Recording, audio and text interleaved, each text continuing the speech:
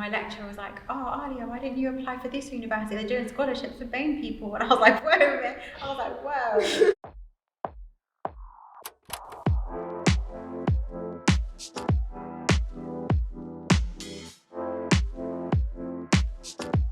You have whites and then everybody else, which I think is like, so like a white person has like their sense of individuality and it isn't like as frowned upon, but then you have everybody categorized into one. I think I'm quite neutral about the term. I think sometimes it's a necessary term to use, like in terms of paperwork and applications and forms and things like that, but I don't think it's entirely representative of those communities.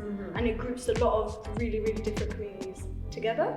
You risk like homogenizing everyone into one category when you might have one like minority ethnic group within the BAME term that can't identify with a certain struggle or with a certain type of oppression. It was made by a certain group of people to describe another group of people, and are they taking into consideration who they actually are, ethnic, cultural, religious. Even with BAME as well, like, are you referring to someone's race, their ethnicity, the nationality? Like, those are all different things. It's so complicated. It's so complicated. But I feel like stuff like this needs constant discussion. Like the same way you would do with healthcare, with like other social issues. You constantly like reevaluate it, reflect upon it, like decide what's appropriate for those times.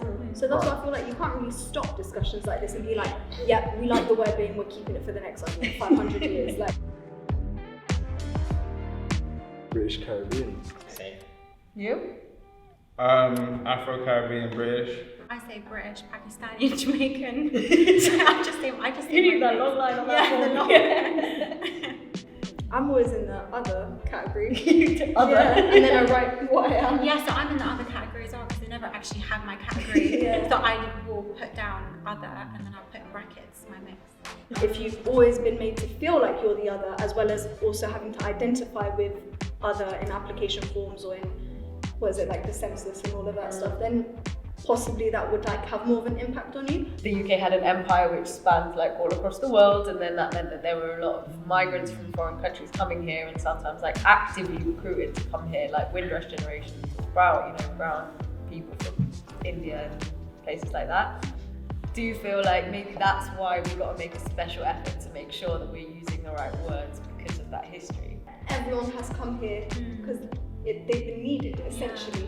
Whereas in other countries, like if I look at Kurdistan, there's not very many non-Kurdish people there. So like this discussion wouldn't even be relevant there, but it's like this sort of situation has been created here. So it's like now they need to figure out a way to make everyone feel like the same and included. When someone says people of color, how do we define that? Is it just people who are typically just, black and Asian, or do we just, someone pointed out to me a while back, like white is a color. Now, some people argue, no, it's not a color. So I don't know, like, I really don't, Of all the terms that can be used, BAME's the best. Like, how come? What do you think? It just feels less offensive.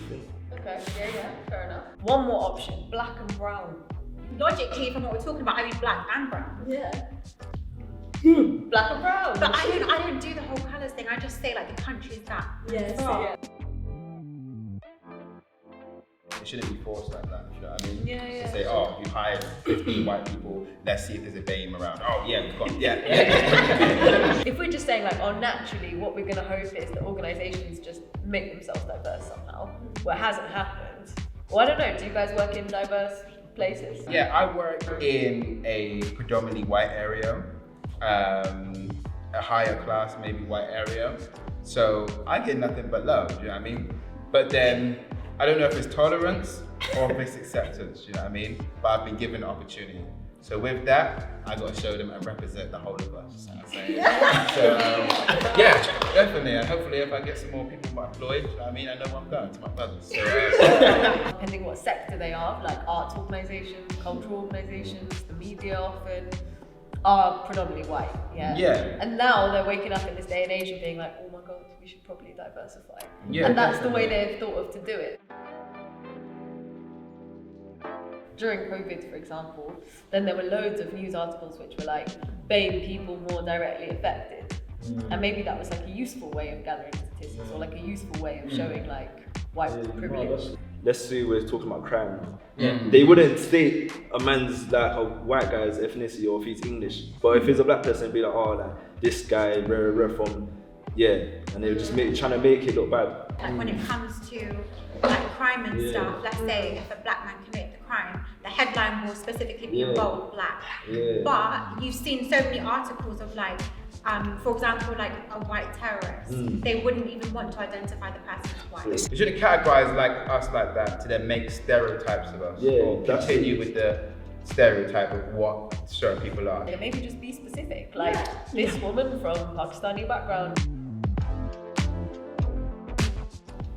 Yes, I think I want to say yes, but I would want to say that it is a bit more important, but I think there's problems on both sides that need to be dealt with. So I feel like the two are really closely linked.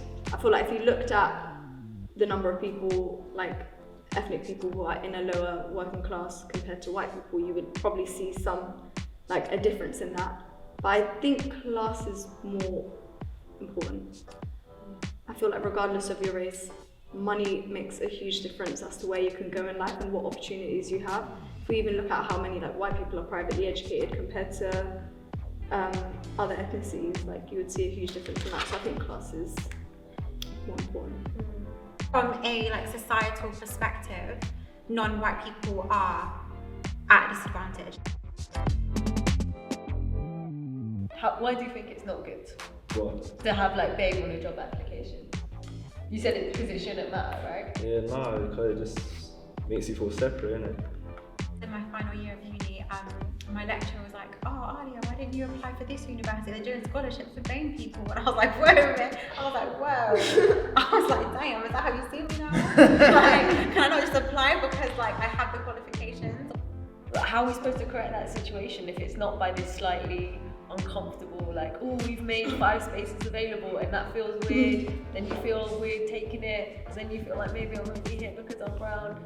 But how else are we going to start diversifying things? by saying you need a specific ethnic minority to work in a organization, something, you exclude someone else who's not in that ethnic minority. So that's not inclusive, is it? Me getting a job in a predominantly white upper class area was fine for me. Do you know what I mean? And I felt like they included me, and I did what I needed to do. And it wasn't really about the race, even though they could see it. It was about how well you could do the job. Do you know what I mean? And so that was it. So maybe my race was part of the form, but then when I got the interview, the person could then see who I was, and he took my personality and did everything like that. It's a necessity if you're trying to put those disadvantaged persons into a position where they can excel. In that case, do you think we need the term BAME, at the bottom of a job application to make you feel like, yeah, I will apply for this job? I think because there are scholarships available for me, I feel like if those disadvantages weren't existent, then you wouldn't need it.